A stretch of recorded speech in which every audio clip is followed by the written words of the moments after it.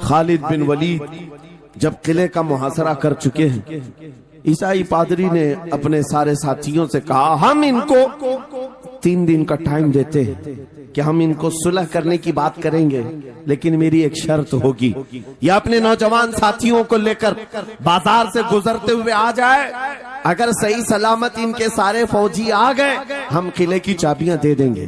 سارے عیسائیوں نے پوچھا کیا کرنا کیا چاہتے ہو؟ اس پادری نے کہا ملک کی مشہور خوبصورت لڑکیوں کو اور زر و جواہرات کو میں راستے پر بچھا دوں گا، ننگی لڑکیوں کو کھڑا کر رکھوں گا، جب خالد بن ولید کی فوج یہاں سے گزرے گی، نوجوان ہے، نفس بھڑکتا ہے، اور اس طرح سے ایک نوجوان کو خریدنے کے لیے 2 ہی چیزیں ہوتی ہیں، ایک عورت ہے، دوسری دولت ہے، اور نوجوان اس میں پھسل جاتا ہے۔ میں جانتا ہوں کہ جب یہ دونوں چیزیں سجا کر رکھ دی جائیں خالد بن ولید کے یہ لشکری ٹوٹ پڑیں گے عورتوں پر اور دولت پر، ہم آسانی سے ان پر قابض ہو جائیں گے۔ سب نے واہ واہ کیا، تالیاں بجائی، اور پادری آ کر خالد بن ولید سے کہتا ہے ہم آپ سے لڑنا نہیں چاہتے، ہم آپ سے مقابلہ نہیں کرنا چاہتے، آپ 3 دن کے بعد اپنے لشکریوں کو لے کر اس بازار سے گزرتے ہوئے آ جائیے، صحیح سلامت اگر آپ پہنچ گئے تو قلعے کی چابیاں آپ کے حوالے کر دوں گا۔ توجہ، خالد بن ولید نے کہا منظور ہے، یہ شرط میں اتفاق کرتا ہوں۔ واپس آئے، اپنے ساتھیوں سے کہا جنگ نہیں کرنی ہے، لیکن ایک ہی شرط انہوں نے رکھا ہے، 3 دن کے بعد اس بازار سے گزر کر ہمیں جانا ہے، لیکن کوئی نہ کوئی حربہ تو ہوگا، کوئی نہ کوئی سازش تو ہوگی، ہر چیز کے لیے تیار رہنا۔ خالد بن ولید اپنے ان نوجوان لشکریوں سے کہہ رہے تھے اے نوجوانوں توجہ سے سننا اس بات کو، آج بھی دنیا یہ سارے حربوں پر عمل کر رہی ہے ہمارے ساتھ، ہمارے نوجوانوں کے ساتھ۔ خالد بن ولید کے 3 دن گزر گئے، عیسائیوں نے اپنی تیاریاں خوب کر لی، بازار میں اوریاں لباس میں، آدھے لباس میں ننگی لڑکیوں کو کھڑا کیا، زر و جواہرات دولت کے انبار بچھا دیے۔ جب خالد بن ولید کے سپاہی میدان میں گزرتے ہوئے اس بازار میں آتے ہیں، پہلا قدم رکھا تھا، نظریں پڑ گئی، خالد بن ولید رک گئے، پلٹ گئے، اپنے لشکریوں سے کہا وہی آج میں تم سے کہہ رہا ہوں، انہوں نے کہا تھا اے نوجوانوں، اے رسول اللہ کے شہدائیوں، تمہاری امتحان کا دن ہے، آج تمہارے امتحان کا دن ہے، اگر تمہارا قدم پھسل گیا صبح قیامت تک تم پر لعنتوں کی پھٹکار ہوگی، اور اگر جمع رہا صبح قیامت تک اللہ کی رحمت کے پھول برسائے جائیں گے۔ نوجوانوں نے پوچھا کرنا کیا ہے ہمیں، آج کون سے امتحان میں کامیاب ہونے کا طریقہ کیا ہے اس امتحان میں؟ خالد بن ولید نے کہا کچھ نہ کرنا، بس اپنے رسول کی سنت پر عمل کرنا۔ کہا ہم تو کرتے ہیں، یہاں کیا کرنا ہے؟ خالد بن ولید کہتے ہیں میں نے میرے مصطفیٰ کریم کو دیکھا ہے، جب رسول اللہ مدینے کے بازار سے گزرتے تھے اپنی نظریں نیچی کر کے جاتے تھے، آج تم بازار سے جا رہے ہو، بس اس سنت پر عمل کر لو، اپنی حیا کی نظریں جھکا کر چلنا، پھر اس کے بعد اللہ مالک ہے۔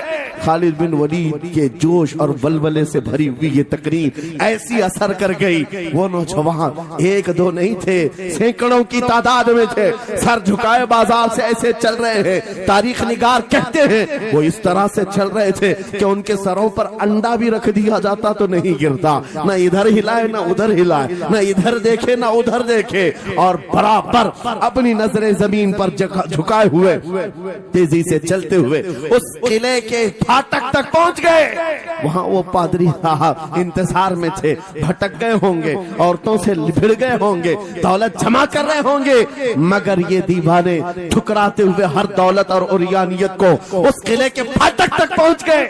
پادری سامنے آیا، قلعے کی چابیاں وعدے کے مطابق خالد بن ولید کی گود میں ڈال دیا اور کہا ایک بات بتاؤ اے خالد، ایک بات تو بتاؤ، یہ جو تم نے جماعت، یہ جو تم نے لشکر جمع کیا ہے سپاہیوں کا، یہ انسان ہیں یا فرشتے ہیں؟ ان کے دل ہیں یا نہیں؟ ان کی خواہشات ہیں یا نہیں؟ ان کے جسموں میں نفس ہے یا نہیں؟ ہم نے ملک کی سب سے خوبصورت ترین عورتوں کو کھڑا کر دیا تھا، دولت کو بچھا دیا تھا، ان میں سے ایک بھی اس کی طرف توجہ نہیں کیا۔ خالد بن ولید مسکرا کر جو جواب دیتے ہیں وہ ہمارا ایمان ہونا چاہیے۔ کیا جواب دیتے ہیں؟ فرماتے نادان، اے عیسائی، ان آنکھوں کو تو خریدنے کی کوشش کر رہا تھا جن آنکھوں میں پہلے سے جمال مصطفیٰ بسا ہوا۔ کیا بات ہے، سبحان اللہ۔ اللہ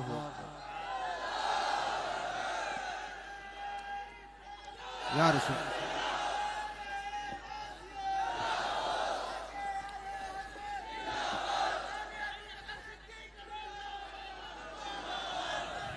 یہ جو لوگ لائٹ کے قریب ہیں ان سے گزارش ہے کہ آپ ہٹ جائیں، کرنٹ میرے عزیزوں، یہ جواب تھا ان آنکھوں کو دنیا کا حسن کیا دھوکہ دے سکتا ہے جن آنکھوں میں پہلے سے جمال مصطفیٰ بسا ہوا، اور تاریخ نے بار بار یہ گمراہ کرنے کی کوششیں کی، ایک بار نہیں، دو بار نہیں۔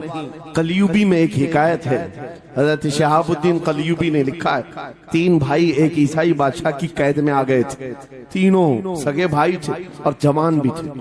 جوان زیادہ ہیں اس لیے خطاب کر رہا ہوں، اس کا مطلب یہ نہیں ہے کہ بوڑھوں کے لیے کوئی نصیحتیں نہیں، انسان ہے، نفس ہے تو سب کے لیے، سب کے لیے۔ 3 جوان قید میں آ گئے، بادشاہ نے ان کو آفر دیا کہ میرے دین میں آ جاؤ، میں سپاہی بنا لوں گا، وزیر بنا لوں گا، مگر وہ رسول اللہ کے غلام تھے، میرے آقا کے شیدائی تھے۔ کہا اتنی آسانی میں تو ہم دین نہیں بیچ سکتے۔ توجہ ہے نوجوانوں، یہ سب تمہارے ساتھ ہو رہا ہے، دولت تمہیں دکھا کر، حسن تمہیں دکھا کر اگر دنیا خرید سکتی ہے تو لعنت ہے ایسے تمہاری زندگی پر۔ چپ ہے، پھر وہ کیسا ایمان والا ہے، کیسا مسلمان ہے جس نے اپنے نبی کی محبت کو ہلکی چیز میں بیچ دیا؟ اس کا کوئی تعلق نہیں ہے۔ الا لا ایمان لمن لا محبت له، اعلیٰ حضرت نے لکھا ہے اس کا ایمان ہی نہیں جس کے دل میں میرے آقا کی محبت نہیں۔ کیا بات ہے، اگر محبت ہے تو سودا نہیں کرو گے۔ 3 بھائی ایک بادشاہ کی قید میں آ گئے اور ان کو آفر دیا گیا، دین بدل لو، ہمارے دین میں آ جاؤ، چھوڑ دیں گے۔ سخت تھے، جمے ہوئے تھے، ڈٹے ہوئے تھے، کہا نہیں۔ کہا جلاد کو بلاؤ، کوڑے مارو، کہا تیار ہیں ہم۔ اتنا نہیں، بادشاہ اتنے غصے میں تھا، جلاد کو بلایا اور کہا ایک کڑھائی لاؤ، تیل ڈالو اور کھولاؤ۔ تیل ڈال کر کے کھولایا گیا۔ جب تیل کھولنے لگا، ان تینوں میں سے بڑے بھائی کو اٹھا کر تیل میں ڈال دیا۔ چلتے ہوئے تیل کے اندر جب اس نوجوان کو ڈالا گیا تو فوراً دم زدن میں روح نکل گئی، شہید ہو گئے۔ 2 بھائی دیکھ رہے ہیں، اپنے بڑے بھائی کی موت دیکھ رہے ہیں۔ یہ حالات آ گئے، یہ باتیں یاد رکھنا۔ تھوڑی دیر کے بعد بادشاہ نے دوسرے سے کہا اب بتاؤ تمہارا کیا ارادہ ہے؟ دوسرے نے کہا اب تو اور بھی تم نے سخت کر دیا امتحان، ہم تو اپنے نبی کو دھوکہ نہیں دے سکتے اور نہ ہی میرے شہید بھائی کو۔ بادشاہ نے دوسرے کو اٹھایا اور تیل میں ڈال دیا، کھولتے ہوئے تیل میں ڈال دیا، 2 شہید ہوئے۔ تیسرا جو تھا وہ 22 سال 25 سال کے بیچ کا تھا۔ یہ بھری جوانی ہے، انگارہ ہوتا ہے، ہر نوجوان کو یہ لگتا ہے کہ یہ دن ہمارے عیش کے ہیں۔ دنیا میں جہاں چمکتی ہوئی چیز کو دیکھتا ہے دل دے بیٹھتا ہے، ماں باپ سے بھاگ جاتا ہے، گھر بار کو چھوڑ دیتا ہے، اس کو ہر اچھی چیز بری لگنے لگ جاتی ہے۔ یہ عمر بڑی خطرناک منزل پہ آ جاتی ہے۔ اے نوجوانوں، جو اس عمر میں بچ گیا انشاءاللہ وہ آگے بھی بچ جائے گا، آگے بھی بچ جائے گا۔ 22 سال کا کھڑیل جوان ہے جس کے سامنے اس کے 2 بھائیوں کو کھولتے ہوئے تیل میں ڈالا گیا، اس کی کیفیت کیا ہونا چاہیے؟ اب پوچھا گیا تمہارا کیا ارادہ ہے؟ کہا اس طرح تم 100 بار بھی تیل میں ڈالو گے تو میں یہی کہوں گا میرا رسول محمد سبحان اللہ صلی اللہ علیہ وسلم، ہمارے آقا محمد صلی اللہ علیہ وسلم ہیں، میں یہی کہوں گا۔ بادشاہ اتنے غصے میں تھا، کہا کہ اس کو چیر دو، اس کو کاٹ دو۔ وزیر تھا بادشاہ کا چالاک، اس نے کہا اس کو قتل کر دینے، مار دینے سے کچھ ہوگا نہیں، مجھے 1 مہینے کا ٹائم دے، اس کو چینج کر کے لے کے آؤں گا، اگر نہیں لایا تو میری زندگی داؤ پہ لگ جائے۔ بادشاہ نے کہا لے جاؤ، 1 مہینے کا ٹائم ہے، اس کو بدل کر کے لاؤ۔ وجہ یہ تھی کہ اس وزیر کے گھر میں بڑی خوبصورت لڑکی تھی جس کے رشتے کے لیے بڑے بڑے بادشاہوں کے شہزادوں کے پیغامات آتے تھے۔ وزیر ایسا تھا کہ اس ایک نوجوان پر اپنی پوری محنت صرف کرنا چاہتا تھا۔ گھر لایا، کمرے میں رکھا، اچھی غذائیں دی، کہا میں تجھے مارنا نہیں چاہتا، کچھ نہیں، تو اپنی زندگی میں مست رہ۔ اس نوجوان نے کہا ٹھیک ہے. اس کے بعد اپنی بیٹی کو لگا دیا, اے بیٹی تیرے پاس تیرے باپ کو بچانے کے لیے ایک ہی کام ہے, اس جوان کا دل جیت کر کے لیا, بادشاہ سے جو چاہے تجھے دلا دوں گا. اس لڑکی نے کہا یہ تو چٹکی کا کام ہے میرا. جس کے پاس حسن ہوتا ہے اسے ایسا لگتا ہے ہر کسی کو اپنے دامے فریب میں پھنسائے گی. اتنا آسان نہیں ہے, ہر کوئی لٹو نہیں ہوتا. رات کو جب یہ لڑکی آتی, نوجوان مسلح بچھاتا سجدے میں چلا جاتا, اور وہ کھڑی رہتی بیٹھی رہتی, کھڑی ہوتی بیٹھی ہوتی, رات گزر جاتی, وہ اونگ اونگ کر چلے جاتی. کتنے دن ہو گئے روزانہ وہ بات تک نہیں کرتا, سر تک نہیں اٹھاتا, اس کا سجدہ لمبا ہی ہوتا چلا جائے. جب وہ چلی جائے سجدے سے اٹھ جائے. مہینہ گزرنے کو آیا, تنگ آ گئی, کہا اس جوان کو اے نوجوان, اے پتھر دل کے لڑکے, ذرا اٹھ کر ایک بار مجھے دیکھ تو لے. میرے حسن کو دیکھنے کے لیے بادشاہوں کے شہزادے بے چین رہتے ہیں, بڑی بڑی جگہوں سے میرے نکاح کے پیغامات آتے ہیں, مگر میرے باپ کی عزت کی سلامتی کے لیے میں تیرے ساتھ لگی ہوں. کیا بات ہے, تجھے غرور کتنا ہے, مجھے دیکھتا کیوں نہیں؟ نوجوان نے سر اٹھائے بغیر کہا بس تو اپنے مقصد میں کامیاب نہیں ہو سکتی, واپس چلی جا, اس لیے کہ ان آنکھوں میں ایک ہی حسن بس رہا ہے, وہ آمینہ کے لال کا حسن ہے. کیا بات ہے, نعرہ تکبیر, بس وہ ایک حسن بسا ہوا ہے, بہت اور اس حسن کو دھوکہ نہیں دیا جا سکتا. سبحان اللہ, وہ خاتون کے دل میں, اس لڑکی کے دل میں ایسی ہیبت طاری ہو گئی, ایسی ہیبت طاری ہو گئی, کپ کپانے لگ گئی اور کھڑی ہو کر کہنے لگی میں دل سے گواہی دیتی ہوں کہ تو بھی سچا ہے, تیرا دین بھی سچا. سبحان اللہ, سبحان اللہ. اٹھ جا, مجھے آزاد کر اس تمام واہیات زندگی سے, میں تیرے ساتھ آنے کو تیار ہوں, تیرے دین میں بھی اور تیرے نکاح میں بھی. نوجوان کھڑا ہوا, کہا کہ یہ ایمان لائی ہوئی. اس خاتون نے کہا میں تیری بیڑیاں کھولتی ہوں, میں یہاں سے جانے کا راستہ فراہم کرتی ہوں. دنیا جس کو پھنسانے کے چکر میں تھی, اکثر یہ دیکھا گیا ہے وہ خود اپنی گردن مصطفیٰ کے قدموں میں دینے کو تیار. کیا بات ہے, شرط اتنی ہے کہ محمد سے وفا تو نے, تو ہم تیرے ہیں. یہ جہاں چیز ہے کہ اللہ و قلم تیرے ہیں, سبحان اللہ, سب تمہارا ہو سکتا ہے, سب تمہارا ہوگا. بس زندہ باد, مرحبا. میرے عزیزوں اب سنو آگے کی بات. قلیوبی فرماتے ہیں ان جوانوں کی حکایت کیوں سنا رہا ہوں, یہ آنے والے حالات ہیں. کہتے ہیں رات کی تنہائی میں اس خاتون نے اس نوجوان کی بیڑیاں کھول دی, حجرے کا دروازہ کھول دیا اور اس کو لے کر کے نکل گئی. کہا راستہ میں بتاتی ہوں, سلطنت کی سرحدیں میں عبور کراتی ہوں, پھر تیری مرضی, اگر مجھے ساتھ رکھنا ہے تو لے چل اپنے دیار میں, یا پھر چھوڑنا ہے تو چھوڑ دے. اس نوجوان نے کہا کہ ٹھیک ہے ساتھ چلو. رات کے وقت یہ دونوں تنہا ساتھ چل رہے تھے. یہ بھاگے ہوئے لوگ نہیں ہیں, یہ ایمان پر استقامت والے لوگ, سبحان اللہ, یہ حسن پر فدا ہونے والے لوگ نہیں. رات کے وقت جب چل رہے تھے, آدھی رات گزری ہوئی تھی, اچانک گھوڑوں کے دوڑنے کی آواز آئی. بہت اہم بات کر رہا ہوں, گھوڑوں کے ٹاپ کی آوازیں آنے لگ گئی. اب یہ دونوں ڈر کر کے ایک درخت کے پیچھے چھپ گئے. انہیں لگا بادشاہ کو خبر ہو گئی, بادشاہ نے ہمیں پکڑوانے کے لیے پوری فوج بھیج دی ہے. وزیر کو بھی پتا چل گیا ہوگا. یہ ڈرے سہمے ہوئے درخت کے پیچھے چھپے ہوئے تھے کہ اب کیا ہوگا اس کے بعد. گھوڑوں کے دوڑنے کی آواز کم ہوتی گئی, اور ان کے درخت کے آگے آ کر سارے گھوڑوں کی آواز رک گئی, سب رک گئے. اور یہ درخت کے باہر سر نہیں نکال رہے تھے. باہر آئی ہوئی جماعت نے ان کا نام لے کر پکارا, فلاں بن فلاں باہر آ جاؤ. یہ نوجوان کہتا ہے جب میں باہر آ کر دیکھا یہ بادشاہ کی فوج نہیں تھی, اس کے دونوں شہید بھائی پوری جماعت کے ساتھ گھوڑوں پر سوار ہیں. سبحان اللہ, جن کو بادشاہ نے کھولتے ہوئے تیل میں ڈالا تھا وہ گھوڑوں پر سوار آ رہے ہیں. نوجوان دیکھ کر کے ہکا بکا رہ گیا.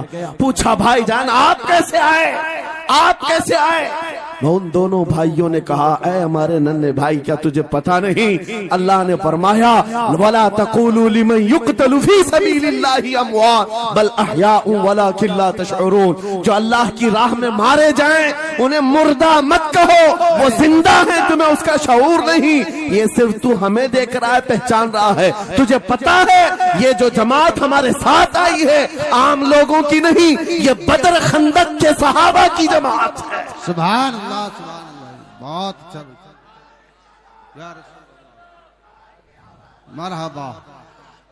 अल्लाह, बात सिर्फ इतनी है, बात सिर्फ इतनी है, अगर तुम अल्लाह के सच्चे बंदे बन जाओ, हुजूर के वफादार बन जाओ, पूरी दुनिया तुम्हारे लिए घुमा दी जाए, हालात तुम्हारे लिए बदल दिए जाएंगे। थोड़े दिनों की बात है, इसीलिए इकबाल ने कहा था, सच्ची बात है नौजवानों, मेरा पैगाम ये है, अगर सुनना है तो सिर्फ इतना है, कुफ्र दम तोड़ देगा टूटी हुई शमशीर के साथ, कुफ्र दम तोड़ देगा टूटी हुई शमशीर के साथ। घर तुम निकल आ जाओ एक बार नारे तकबीर के साथ। नारे तकबीर, नारे रिसालत, नारे गौसियत, लब्बैक या रसूल अल्लाह, लब्बैक या रसूल अल्लाह, नारे तकबीर। अब बात ये सुनकर के चलो, दो मिसालें मैंने तुम्हारे सामने रखी, एक सैयदना खालिद बिन वलीद की, एक ये तीन नौजवान भाइयों की। दोनों जगह पर भी मैंने आपके सामने रखा दुनिया ने किस जरिए से हमें खरीदने की कोशिश की। खालिद बिन वलीद के जवानों को भी दुनिया औरत और दौलत से खरीदना चाहती थी, इन तीन जवान भाइयों को भी दुनिया दौलत और औरत से खरीदना चाहती थी।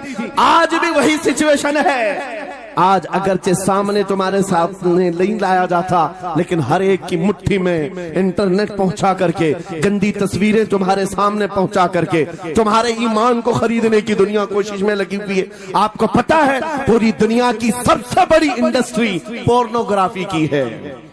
ये बॉलीवुड और हॉलीवुड कुछ नहीं लगते उसके सामने। पोर्नोग्राफी जो और यहाँ गंदी फिल्में बनाने वाली इंडस्ट्री सबसे बड़ी है, करोड़ों अरबों डॉलर उसमें खर्च किए जाते हैं। किस वजह से?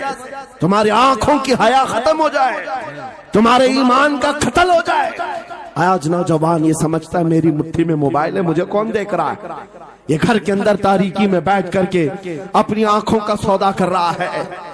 इन और यहाँ तस्वीरों को तुम अपनी उंगलियों के पोर से हिला हिला करके देख रहे हो। एक बात याद रखना, हो सकता है तुम्हारी माँ से पोशीदा है, तुम्हारे बाप से छुपी हुई हरकत है, तुम्हारे भाई और दोस्तों से छुपी हुई हरकत है। कुरान कहता है यअलमु खाइनतल अयुनि वमा तुख्फी सुदूर, वो अल्लाह है जो तुम्हारी आंखों की खयानत को देख रहा है, तुम्हारे दिलों में छुपे हुए हालात को भी वो जानता है।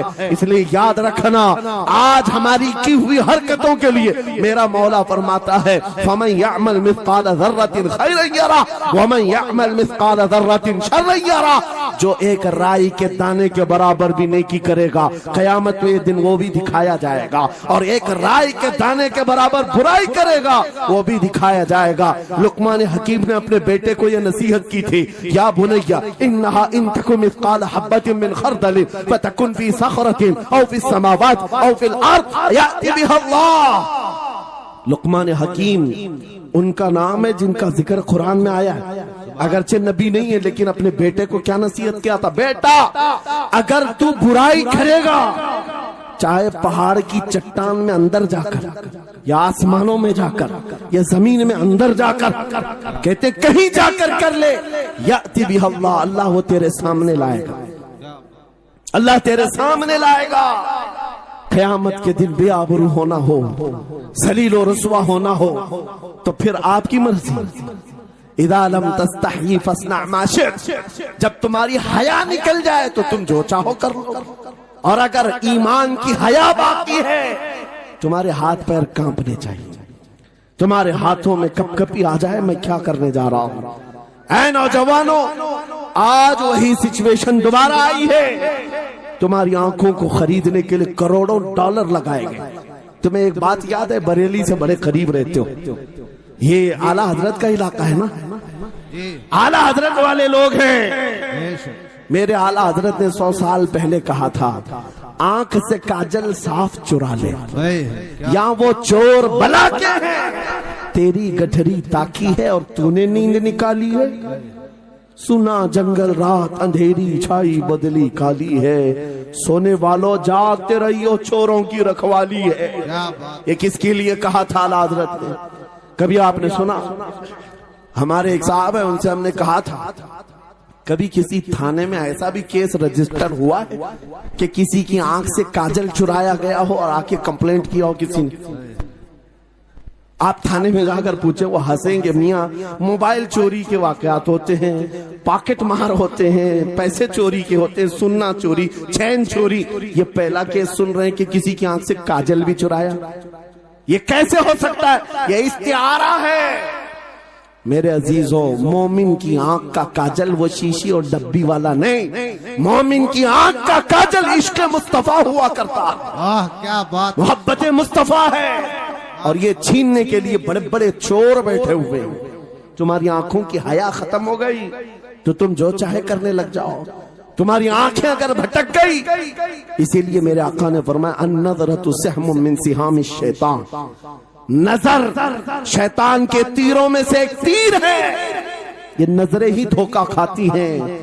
फिर ये जो बेहयाई आज आम है, यहां तक कि ये जिस्म फरोशी पर ले आती है, औरत को उसके नंगेपन तक लाती है और मर्द को उसकी बर्बादी पर लाती है नजरें। इसीलिए दवा बताऊं अपनी नजरों को बचाने का? दवा चाहते हो? उसी आला हजरत के शहजादे ने दिया था, मुफ्ती आजम हिंद ने दिया था। दुआ करो बारगाह रब्बुल आलमीन में, कुछ ऐसा कर दे मेरे किरदिगार आंखों में, कुछ ऐसा कर दे मेरे किरदिगार आंखों में, हमेशा नक्श रहे रूए यार आंखों में।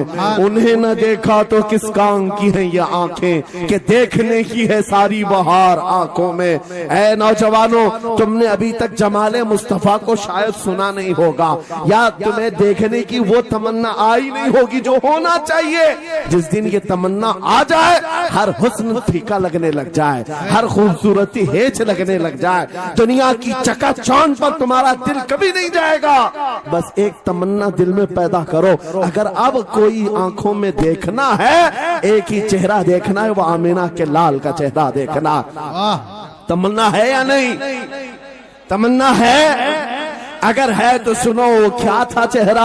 हजरत जाबिर बिन समूरा कहते हैं, एक दिन मैं अपने घर से निकला, मस्जिद नबवी के पास आया, 14वीं रात थी, चांद आबोताब के साथ निकला हुआ था। हजरत जाबिर बिन समूरा कहते हैं, मैं मस्जिद नबवी के करीब आया, इसी वक्त मेरे आका सल्लल्लाहु अलैहि वसल्लम अपने घर से बाहर निकल रहे थे। आपके जिस्म अतहर पर सुर्ख जुब्बा था और अमामा शरीफ था। हजरत जाबिर कहते हैं, कभी मैं रसूलुल्लाह की तरफ देखता था और कभी 14वीं के चांद की तरफ देखता था, कभी इधर देखो कभी उधर देखो। यह हदीस पाक में है। वो सहाबी कहते हैं, मैं ये दिल में सोच रहा था, उस चांद को ज्यादा हसीन कहो या इस चेहरे को ज्यादा हसीन कहो।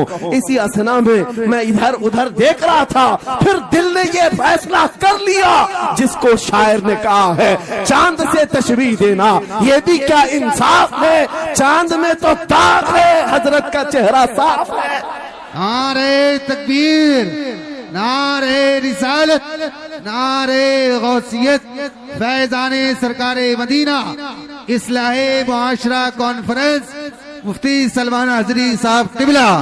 सुभान नौजवानों, तुम्हारे बुराइयों से बेहयाइयों से बचने के लिए एक ही रास्ता है, नजरों में अपने दिल में बसा लो उस जमाले मुस्तफा को।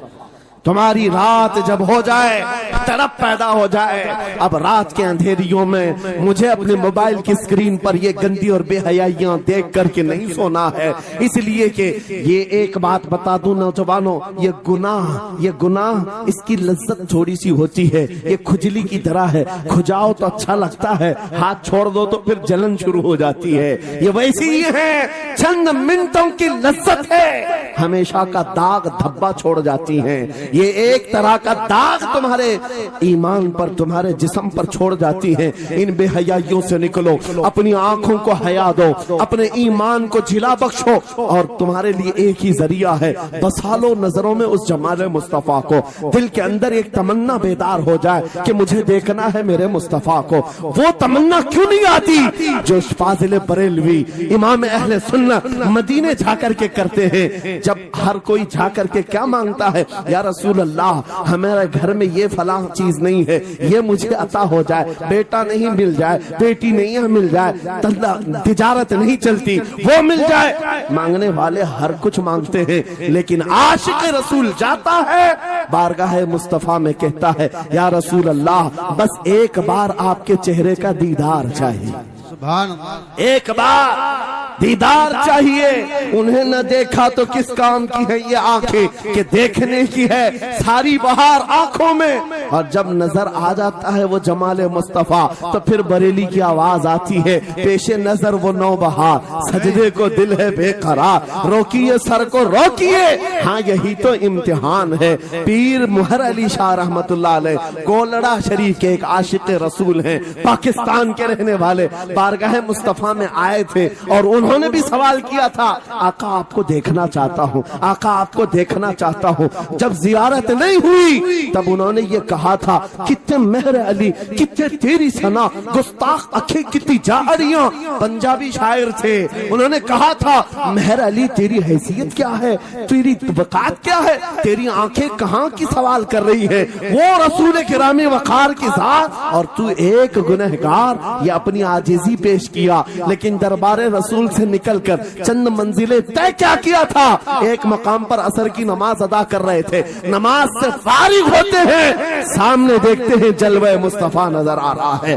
میرے آقا بے حجابانہ تشریف لائے, اور پھر جب وہ حسن نظر آیا پیر مہر علی نے پکار کر کہا مکھ چند بدر شاشانی ہے, ماتھے چمکے لٹھ نورانی ہے, کالی زلف تے اکھ مستانی ہے, مخمور اکھیں ہن مد بھریاں, اس صورت نو میں جان اکھاں, جان اکھاں کی جان جہاں اکھاں, سچ اکھاں رب دی شان اکھاں, وہ شان تو شانہ سب نبیاں. سبحان اللہ ما اجملکا ما اکملکا ما احسنکا, کتنے مہر علی کتنے تیری ثنا, گستاخ اکھی کتنی جاہریاں. یہ پنجابی شاعر تھے, لیکن بریلی کے حسان الہند عاشق رسول نے جب میرے آقا کو دیکھا تھا واپس آ کر کے کیا کہا تھا پتا ہے, یوں کہا تھا وہ کمال حسن حضور ہے کہ گمان نقص جہاں نہیں, یہی پھول خار سے دور ہے, یہی شمع ہے کہ دھواں نہیں, تیرے آگے یوں ہے دبے لچے فصحا عرب کے بڑے بڑے, کوئی جانے منہ میں زبان نہیں بلکہ جسم میں جان نہیں, کروں مدح اہل دول رضا پڑے اس بلا میں میری بلا, میں گدا ہوں اپنے کریم کا, میرا دین پارے نہ نہیں. وہ بریلی کے امام نے پکار کر کہا تھا میرا نبی کیسا دکھتا ہے, میرا نبی کیسا ہے تمہیں پتا ہے سارے. اچھا الرحمن الرحیم قل ان کنتم تحبون اللہ فاتبعونی یحببکم اللہ ویغفر لکم ذنوبکم واللہ غفور رحیم. صدق اللہ مولانا العظیم. بارگاہ رسالت معاب صلی اللہ تعالی علیہ وسلم میں ایک بار درود پاک کا ہدیہ پیش کریں. اللہم صلی علی سیدنا و مولانا محمد معدن الجود والکرم وآلہ واصحابہ الکرام وابنہ الکریم وبارک وسلم صلاة دائمتا سرمدا ابدا. آج ہلدوانی کی تاریخ میں ایک عظیم سما روحانی مشن کی طرف سے قائم کی ہوئی روحانی مجلس میں ایسا لگتا ہے ہوا کا موسم بتا رہا ہے وہ زلف اپنی لہرا رہے ہیں. کیا بات ہے بھائی, سبحان اللہ. سواری طیبہ سے چل پڑی ہے حضور تشریف لا رہے ہیں. سبحان اللہ. وہ آئیں گے آتے ہوں گے ابھی آئیں گے, وہ آئیں گے آتے ہوں گے ابھی آئیں گے, یہی سوچ کے ہم نے محفل کو سجا رکھا ہے. عزیزان گرامی وقار, محب گرامی, فاضل جامع حضرت العلامہ مفتی نعیم اظہری صاحب حضرت علامہ مفتی شاہد اظہری صاحب اور دیگر علماء ذوی احترام جو یہاں پر موجود ہیں، مشکور و ممنون ہوں ان کی عزتوں کا۔ مفتی نعیم صاحب قبلہ نے جو کچھ بھی میرے متعلق تعارف کرایا، میں ہیچ مداں اس لائق نہیں ہوں، اللہ مجھے ان کے حسن ظن کے مطابق بنا دے۔ یقیناً وہ میری صحبت نہیں بلکہ میں ان کی صحبت حاصل کیا، اور ماشاءاللہ یہ وہ علماء ہیں جو اپنے دور طالب علمی میں بھی اپنی صلاحیتوں اور اپنی اخلاق کی بلندیوں کی ایک چھاپ چھوڑتے ہیں۔ ہمارا انٹروڈکشن تو صرف اتنا ہی ہے جو دنیا آج ہمیں پہچانتی ہے۔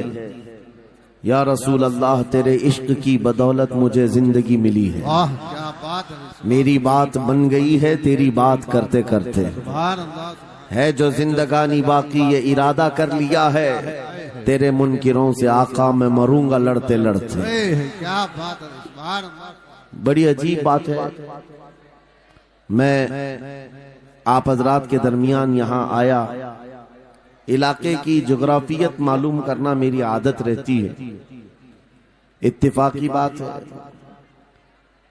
مولانا شاہد صاحب اظہری نے یہ مجھے بتایا کہ یہ چوک بھی مجاہد چوک کہلاتا ہے، سبحان اللہ، اور یقیناً یہاں مجاہدین کو ہونا بھی چاہیے،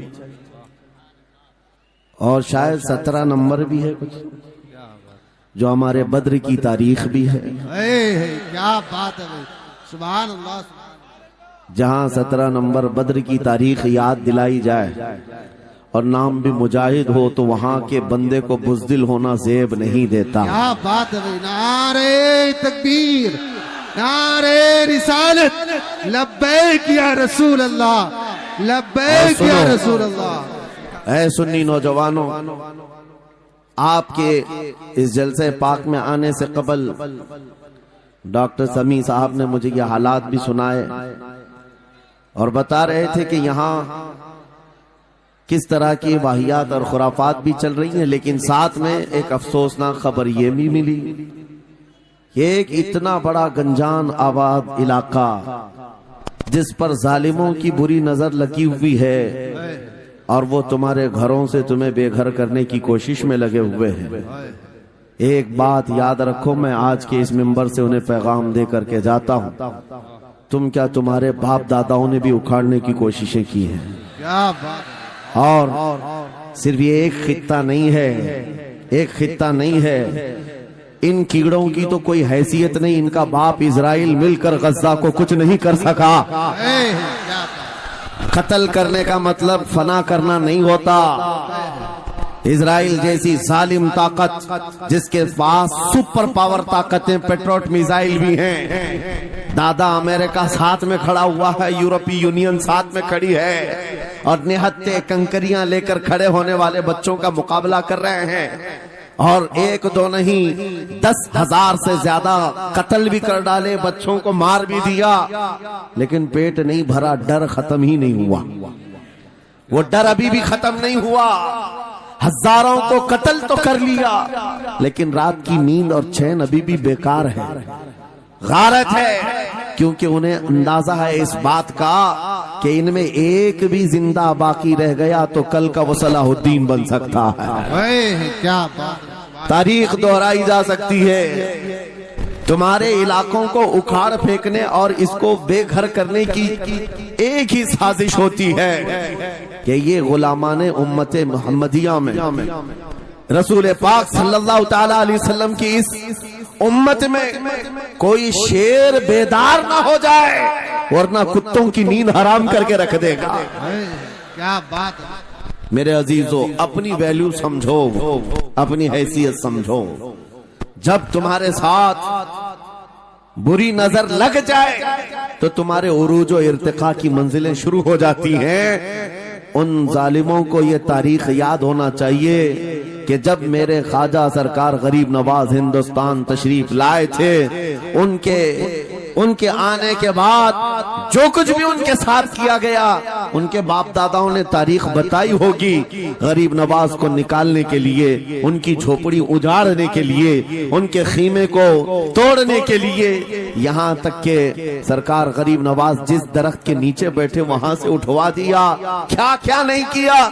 لیکن آج تاریخ 800 سال کے بعد بھی زناٹے دار تھپڑ مار کر کے بتا رہی ہے جس کو تم یہاں سے بے گھر کرنے کی کوشش کر رہے تھے اللہ نے اسے ایسا بادشاہ بنایا.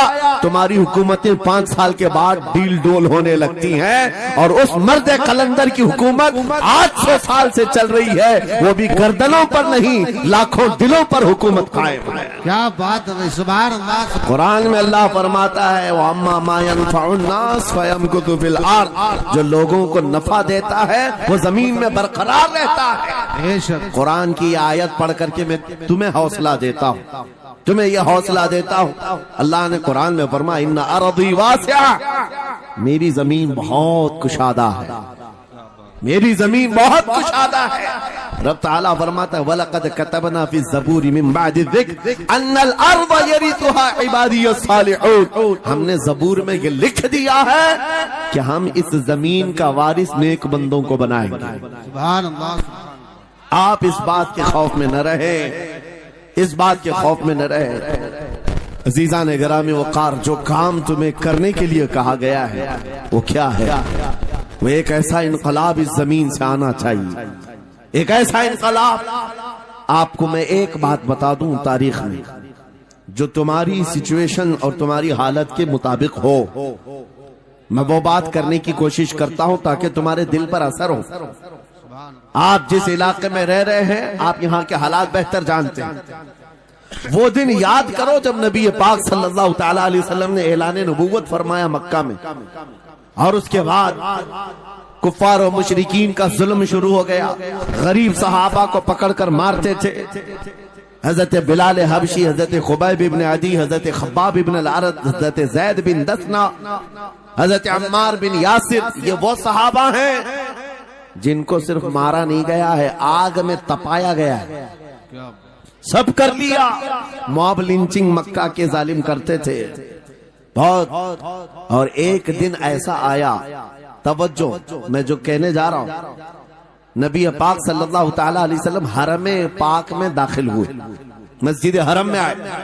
خانہ کعبہ کی چابی اس وقت عثمان بن شیبہ کے پاس ہوا کرتی تھی جو ایمان لائے ہوئے نہیں تھے. یہ حضرت عثمان غنی نہیں ہے, وہ دوسرے عثمان ہیں. عثمان بن شیبہ کے پاس کعبے کی چابی ہوتی تھی. حضور پاک صلی اللہ علیہ وسلم نے ان کے پاس آ کر کے کہا عثمان کعبے کی چابی دو, دروازہ کھول کے میں اندر جانا چاہتا ہوں. انہوں نے کہا نہیں, تم ہمارا دین چھوڑے ہوئے ہو, ہمارے دین سے تم برگشتہ ہو, میں تمہیں کعبے میں اندر آنے نہیں دوں گا. کس سے کہا؟ کائنات کے آقا و مولا رسول اللہ. حضور نے کچھ نہیں کہا. توجہ, میرے آقا نے فرمایا عثمان یاد رکھنا ایک دن یہ چابی میرے پاس ہوگی اور یہ چابی میں جس کو چاہوں گا دوں گا اور قیامت تک اس سے کوئی چابی چھین نہیں سکے گا. سبحان اللہ. سبحان اللہ. اتنی بڑی بات, جبکہ مکہ کے حالات بہت الگ تھے. جگہ جگہ صحابہ کو مارا جا رہا تھا اور چھپ چھپ کر کے اسلام کی تبلیغ کی جا رہی تھی. اس زمانے میں میرے آقا فرماتے ہیں عثمان یہ چابی ایک دن میرے ہاتھ میں ہوگی کعبے کی, میں جسے چاہوں گا عطا کروں گا اور پھر قیامت تک اس سے کوئی چابی نہیں چھین سکے گا. یہ حدیث پاک میں موجود ہے. عثمان بن شیبہ کہتے ہیں پہلے تو مجھے ہنسی آئی کیونکہ یہ خانہ کعبہ کی چابی کی ذمہ داری عام نہیں ہوتی, خاندانی ہے, برسوں سے چلی ہوئی وراثت کے ساتھ آتی ہے. اور یہ اس طرح سے مجھے کہہ رہے ہیں کہ چابی ان کے پاس چلی جائے گی. اور پھر عثمان بن شیبہ کہتے ہیں ان کے حالات دیکھ کر کے تو لگ نہیں رہا تھا کہ چابی جائے گی, لیکن جلال جس انداز میں گفتگو ہو رہی تھی یہ دیکھ کر ڈر بھی لگ رہا تھا کہ کہیں یہ سچ مچ چابی لے تو نہیں لیں گے. پھر عثمان بن شیبہ کہتے ہیں وہ حالات بھی آ گئے کہ جب رسول اللہ ہجرت کر کے چلے گئے مکہ سے, صحابہ بھی گھر بار چھوڑ کر چلے گئے. عثمان بن شیبہ کہتے ہیں اب تو دل میرا چوڑا ہو گیا, کہاں مجھ سے چابی لینے کی بات کر رہے تھے، کہاں ان کا گھر بھی نہیں بچا، گھر بھی چھوڑ کر جانا پڑا۔ اگر کل تمہارا گھر چھوڑ کر جانا پڑے تو میری یہ بات یاد رکھنا، اس حدیث کو یاد رکھنا۔ حضور پاک ہجرت کر کے چلے گئے، صحابہ بھی اپنے گھر بار سب چھوڑ کر مدینے چلے گئے۔ عثمان بن شیبہ کہتے ہیں اب تو میرا سینہ چوڑا تھا،